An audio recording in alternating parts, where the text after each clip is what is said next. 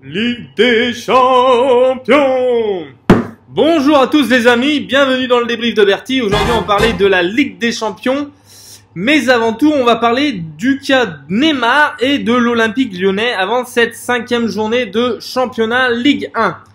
Donc l'Olympique Lyonnais nous a fait un match nul hier soir qui avantage forcément ses concurrents. Que se passe-t-il à l'Olympique Lyonnais ? Après un bon démarrage à l'extérieur, 3-0 à Monaco et un 6-0 contre Angers, l'Olympique Lyonnais a subi une défaite à Montpellier et 2 matchs nuls contre Lyon, contre Bordeaux et contre Amiens hier soir. Donc une petite inquiétude du côté de l'Olympique Lyonnais et de Silvinho. Alors hier soir, ce qu'on a pu voir, c'est qu'en première mi-temps, une bonne agressivité, pressing, une bonne circulation du ballon.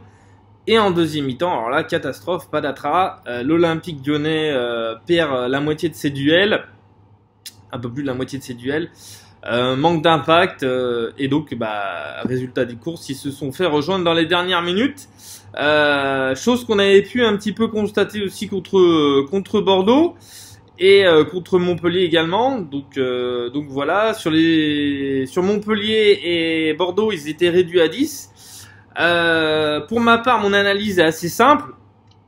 Le système en 4-3-3 est très judicieux, mais un match, tout simplement, ça dure 90 minutes. Donc, je pense que Silvinho, il va falloir qu'il mette un petit coup de pression à ces gars pour leur faire comprendre que même à 2-0 ou 2-1, le match, il est pas fini. Surtout que là, la Ligue des Champions, elle va commencer, et c'est pas Amiens et Bordeaux qui vont rencontrer. Donc le groupe de Lyon, il y a Benfica et notamment le Zénith Saint-Pétersbourg. C'est plutôt costaud, ça reste jouable, mais c'est plutôt costaud. Heureusement, ils ont l'homme en forme du moment qui est Moussa Dembélé, là, qui va être pour moi un striker cette saison, un bon striker. Il va finir pour moi dans les meilleurs buteurs du championnat. Attention les gars, le Zénith, c'est costaud. Je dirais que je vois le Zénith aller s'imposer à Gerland, malheureusement. Donc, amis lyonnais, on va faire bref. Je suis de tout cœur avec vous et j'espère que pour les prochains matchs, ça va aller un peu mieux. Attention, 6e journée de championnat, Lyon reçoit le PSG. Le PSG qui va avoir le retour d'Mbappé, Cavani, Icardi qui sera normalement en forme et certainement Neymar également opérationnel.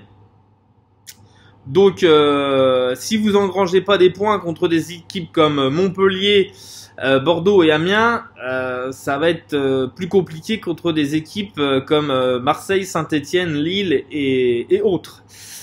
Donc, amis lyonnais, je vous souhaite une bonne saison et maintenant, on va passer au cas Neymar. Alors, le cas Neymar, compliqué. On a eu pendant 2 mois et demi une télénova, hein, si je peux appeler ça comme ça. Là.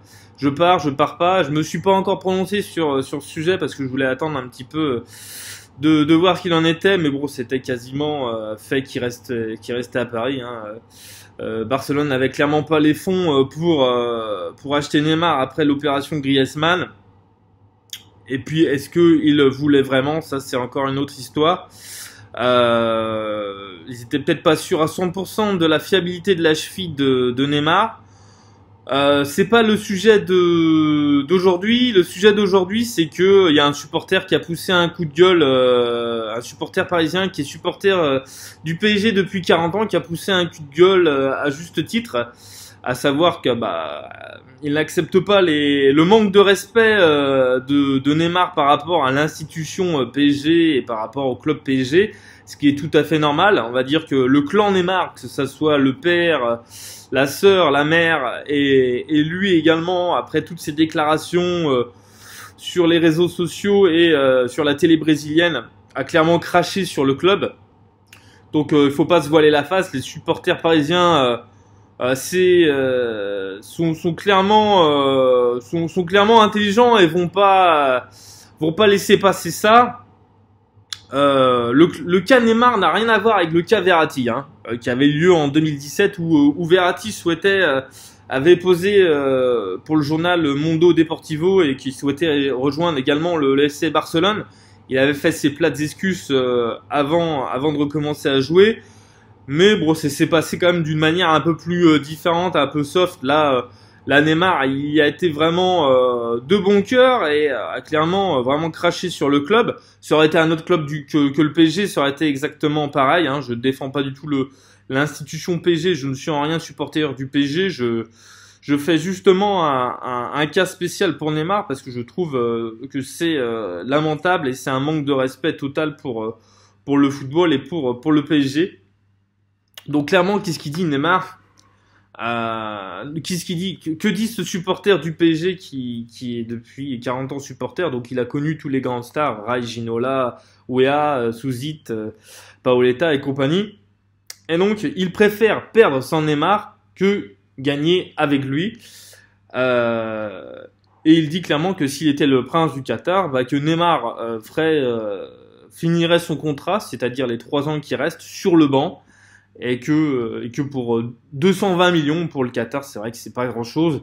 C'est comme il dit clairement, je répète sa phrase, c'est des pois chiches dans le couscous.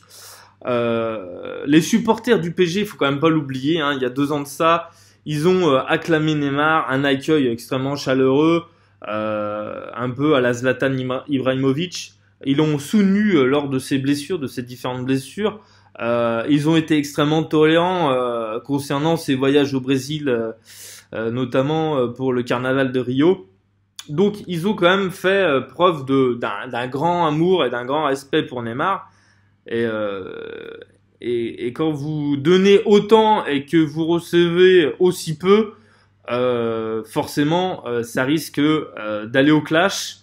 Donc on risque ce soir, lors de cette 5e journée de championnat contre Strasbourg, d'avoir beaucoup de sifflets et certainement certaines banderoles un peu chaudes à son encontre, ce qui serait, bon, je vais pas dire normal, mais presque légitime.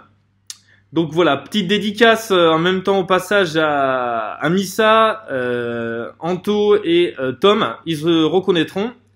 Et donc je peux que souhaiter une bonne saison au PSG et une bonne saison au PSG en Ligue des Champions. Donc on verra ça dès ce soir et dès mercredi prochain contre le Real Madrid. Donc Neymar, si tu veux te rattraper, je te conseille de faire une excellente saison et j'espère qu'il en fera une grande. Je le pense en tout cas, il doit se racheter. Donc voilà.